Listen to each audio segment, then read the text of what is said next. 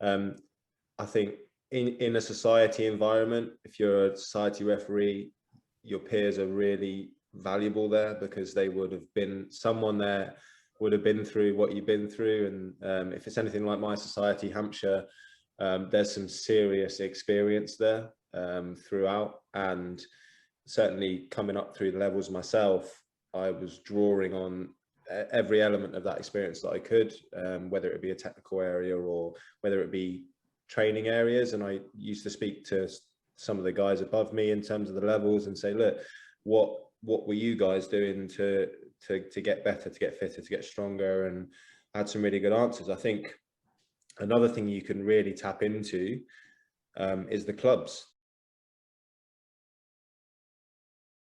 The clubs that you referee at are generally, you know, really supportive of referees. And I think it's one of the great things about rugby is that it's not like us and them, it's a bit of a rugby family. So obviously, having covered the fact I haven't had many injuries in my career, I still used to go to clubs from a training perspective to try and, you know, see how they were training and get better.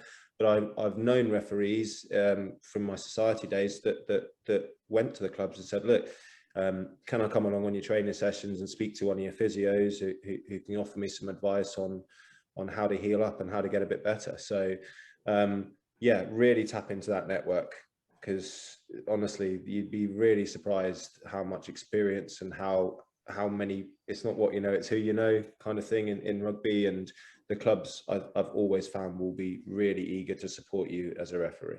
The internet nowadays is so good, and I don't want anyone like prescribing themselves with and self-diagnosing their problems. You should always, if you do get injuries, you should always approach professionals if you can, and then they can get you going. But I'd say the internet's got some fantastic support, and there's so many online PTs now and fitness and medical people who are using it as a platform to impart knowledge. And then you can pick some exercises to take away from it, and I've got plenty of exercises that I've picked up which I've seen before and just go, I don't really understand how that works. And now then I can speak to people at the gym, PTs, and say, oh, what does this do, what does this mean, and then see if they advise it, or if they've got something similar. And if and especially with some of these pieces as well, if you find something that's too difficult for yourself, and you can ask, how can I get an easier version, slightly adapted version? And then there's so many people, as Adam's alluded to, there's so many people out there who just want to help. And if you come with all the right questions and you're generally interested in progressing and developing yourself, people are always there to help as well. It's just having that network of mates, people who've been through it as well before. So I think I made a point of, when I realized Woody was injured, a couple of times just pick up the phone, have a chat with him, just to make sure everything's going okay. And yeah, refereeing can be a pretty lonely existence for a lot of people, especially at society levels and all that sort of stuff. You'll travel to a game by yourself, or referee the game by yourself and then go home by yourself. You don't really get to speak to too many people, and it's even worse when you've got an injury, because you're not getting any sort of get out and go to any games or anything like that. And it's just making sure that if you've got pals within the refereeing society or group or whatever you've had, lean on them if you're injured, and vice versa. If you know someone that is injured or having a tough time with things, pick up the phone, have a chat, talk about anything else but rugby. Well, that's my preference anyway, because I don't like talking about rugby too much, but just talk about anything just to make sure that everyone's getting on okay, and that they're helping. And if you've been through an injury, like Adam said, you can give any bit of guidance and tips that you've had, and tell them that it's not the end of the world. You will come out at the other end, and you'll be able to get back to refereeing and running around as soon as possible.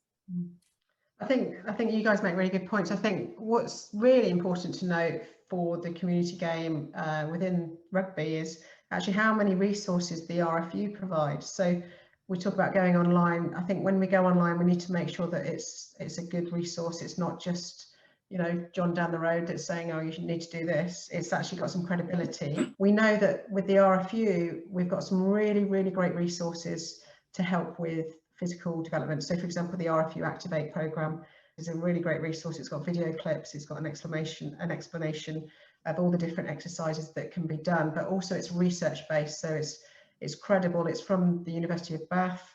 It's been a research project with adults and with young athletes, and it's a really fantastic resource that should be used and accessed by every single society in the country, quite frankly, and should be implemented by all of those communities as a warm-up activation injury prevention program, without a doubt. So as far as resources and resources based at home, as far as within our family of rugby, you know, there's some great information on the RFU website.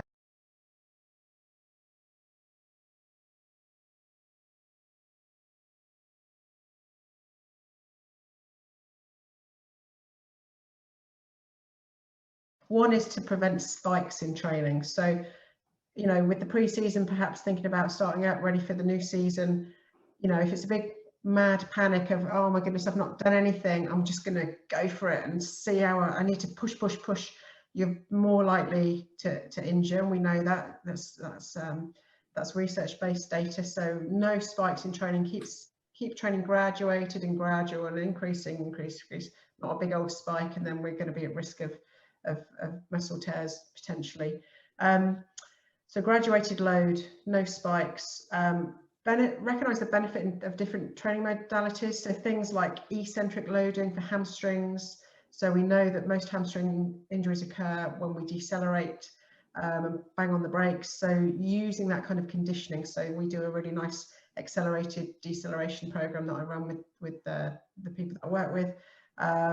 We do a lot of Romanian deadlifts, for example, where we're eccentrically loading through strength training the hamstrings to prevent injury. We would do potentially some patella tendon loading if you've got knee issues or a history of patella tendon issues through the knee. Step downs, squat step downs, things like that would be really good.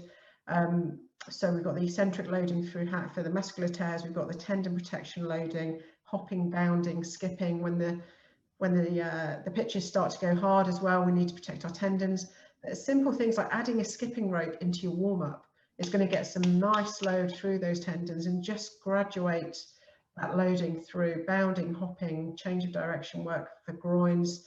You know, we don't just condition in a straight line, condition in a multi-directional movement pattern way, so we know we're protecting the hips, the groins, the glutes, even the ankles with those movement patterns. And with ankles in mind, things like proprioception, so balance work, they should be part of everybody's conditioning program. Standing, it's great fun getting a, you know, part of your warm-up, stand on one leg, throw a ball around, you know, hop and hold, you know, all that stuff through a ladder, hop and hold. There's lots of different drills, and again on the Activate there'll be lots of these examples of what you can do. We've touched on it quite a lot in all of our conversations: spinal mobility, spinal health, core strength, lumbopelvic control and strength, single leg control, so glutes, all those areas of our kind of lumbopelvic area, our core, kind of from our belly button down to our mid-thigh, that area there, that lumbopelvic region, can cause a lot of trouble if we don't strengthen it and also mobilize it. So, you know, again, knowing your body, doing your lumbar spine mobility, doing some glute strengthening, all those things are going to be very good for prevention of injury. And again, general flexibility and general mobility, working through an efficient range of movement. You know, as we age, we want to keep our boots on and keep refereeing.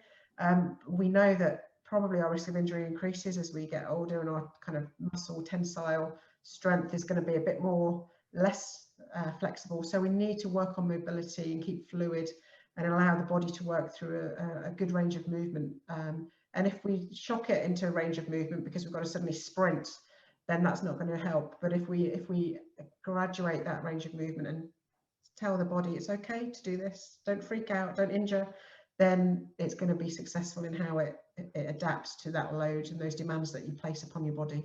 So they're the key things really that I would suggest that everybody includes in their program, which sounds like a lot of stuff, but actually it's very simple to do in a very effective warm-up, which we've discussed already.